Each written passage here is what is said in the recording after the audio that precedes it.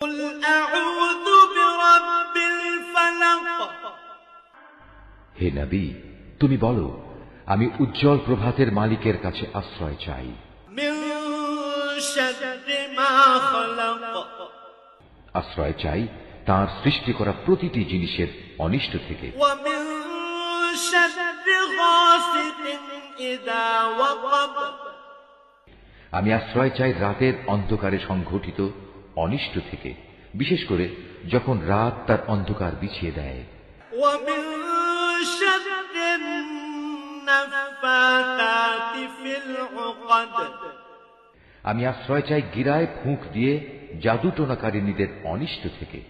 ومن شر حاسد إذا حسد হিংসুক ব্যক্তির সব ধরনের হিংসার অনিষ্ট থেকেও আমি তোমার আশ্রয় চাই।